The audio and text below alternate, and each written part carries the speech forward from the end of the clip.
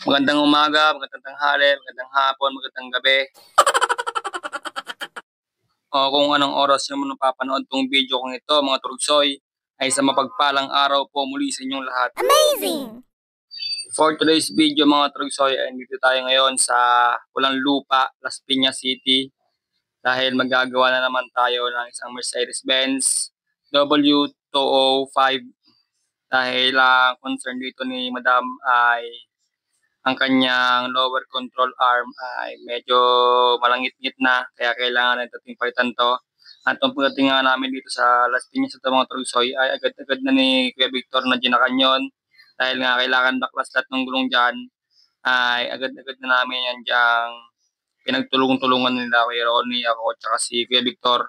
At tumabaklas ko nga yung mga gulong, ito na, bali tinatanggal na namin ni Kuya Ronnie yung kanyang dapat tanggalin doon, kasi pagka magpapalit ka ng lower control arm na ito ay napakaraming baklasin na tornilyo, tapos matitigas pa siyang pihitin.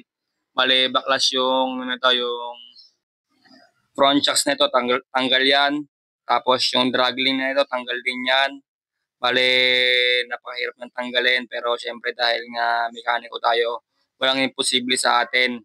Ayan, kung makikita po ninyo mga Trugsoy, ay ako yung nasa ibabaw, nasa may labas. Bali ako yung bumibira, dahil sa mga oras na yan ay naikabit na namin yung kaliwang bahagi ng lower control arm na yan, dahil hindi ko napakita sa inyo yung video ng pagbabaklas dahil masyado nang busy. Kailangan na naming madaliin yan kasi pagka inabot pa tayo ng tanghali dyan ay sobrang tirik ng araw, mainit. Kaya hindi ko na siya na video na maayos mga Trugsoy. At sa mga oras na yan, kinakabit na namin yan, lahat ng mga dapat higpitan dyan ay hinihigpitan ko na. Kaya kung makikita po ninyo, ay dalawang tools yung gamit ko dyan para pagbira, para talagang solid na talagang sure ball na mahigpit po talaga yung pagkakahigpit ng mga bawat tornilyo dyan. Kasi hindi po pwede yung basta-basta lang, bara-bara lang, kasi nga yung mga ganyang bagay ano yan, luxury car yan, hindi po pwedeng bara-bara yung gawa natin mga Trugsoy. Bale, sa pagpapalit ng lower control arm na yan, ay hindi siya madali. Alam naman natin na matigas talaga yung mga ganyan bagay, kasi sa tingin ko lang simula nung pagkakabili itong unit ito mga Trugsoy, ay hindi pa siya napapalitan. Kaya nung ma-check namin yan, upon checking namin ni Parang Ronnie, ay talagang palitin na talaga siya. Dahil yung kanyang mga bushing dyan, dahil yung control arm na yan, meron yung mga bushing na goma. Kaya masyado na siyang magato, kaya napag-desisyon na namin ni Kironi at saka ni Madam na pag-usapan namin na kailangan na siyang palitan ng bago. Siyempre, mayaman naman yung mga yan. Paliwala na sa kanila yon, basta maayos at maayos lang yung mga unit nila. Bale, sa mga oras na yan, mga Trugsoy, makikita po ninyo. Ayan. Bali ako yung naghihigpit na taga-sipa, taga-secure na masikip yan. Tapos si Kuya Victor naman yung katulong ko, taga-alalay, taga-kabit ng back range na yan, tapos yung taga-contra nung Torx range na yan, kasi yung ganyang tornilyo na matrugsoy, meron siyang kontrahan. Bali ang kontrahan niya ay hindi siya normal lang na tools. Kailangan diyan torque wrench, o ibig sabihin torque wrench, bali siyang special tools na hindi nakikita nating malimit sa ating mga mata. Para sa akin, hindi malimit sa akin yan, kasi nung mga panahon ako yung nag-jeep, never ko nagamit yung ganun tools eh. Kaya nung pumasok ako sa pagmimekaniko ng mga isang luxury car, napakarami kong nakita mga tools na kakaiba sa akin. Isa na rin yung sinasabi ko kanina, torque wrench, torques, hindi pala torque wrench yun yung mga panghigpit na may mga kailangan torques. Bali parang pa-flower siya, yung mga ganung bagay. Now you know. At nung maikabit na namin yung kaliwang bahagi ng lower control arm na yon, proceed naman po tayo dito sa kanang bahagi ng sasakyan na mga Trugsoy. Bali ako naman ulit yung magbabaklas. Tapos si Victor pa rin, syempre alalay ko, pati si Ronnie.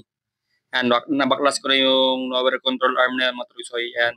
Napakahirap niyang baklasin, pero syempre dahil sa tulong at turo ni Ronnie, ay syempre magagawa natin ng paraan yan. Magagawa natin ng maayos at matiwasay mga Trugsoy.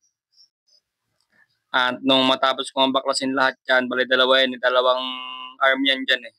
Yung lower control arm na yan, bali nung mabaklas ko na, maya-maya lamang dyan mga idol at mga trugsoy, ay dito na si Kuya Victor.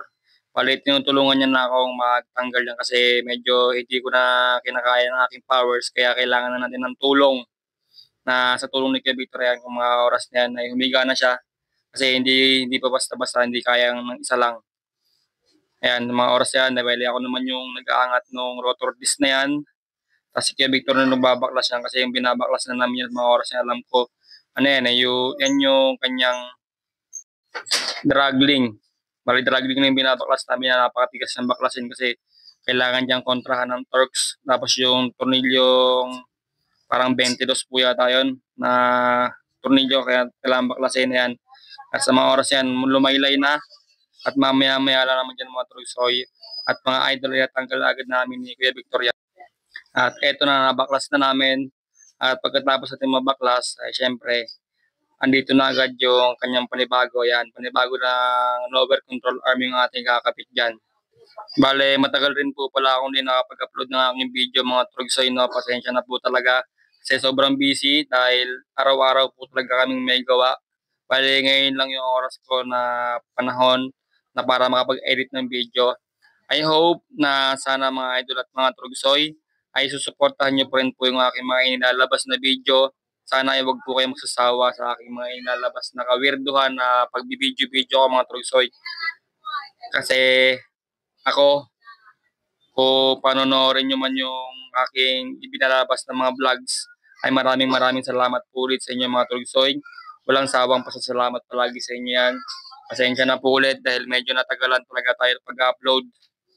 Pero kahit ganun pa man ay pipilitin pa rin natin makapag-upload ng video dahil nasimulan ko to, wala nang ayawan to. Itutuloy-tuloy na natin to hanggang dulo. Ay makikita man ako, wala. Sana at hoping na sana ay magkaroon naman ako ng earnings kahit paano sa ginagawa ko to, pinaghihirapan ko. Pero sana mga trugsoy ulitin ko at uulit-ulitin ko sa inyo na sana ay wag na wag po ninyo akong pagsasawaan na panoorin sa aking mga inilalabas na video. So, paano mga idol at mga trugsoy? That's all for today. Bye-bye. Peace out. I love you all. Mag-iingat po tayong lahat. Hanggang dito na lang yung aking iba voice over but I hope na panoorin nyo pa rin hanggang dulo kasi yung huling video to ay tatapusin ko sa inyo hanggang sa may kabit yung gulong at saka may kabit yung mga covers sa pangilalim na ito mga trugsoy. Bali lalagyan ko na lang po ng background music. Let's go!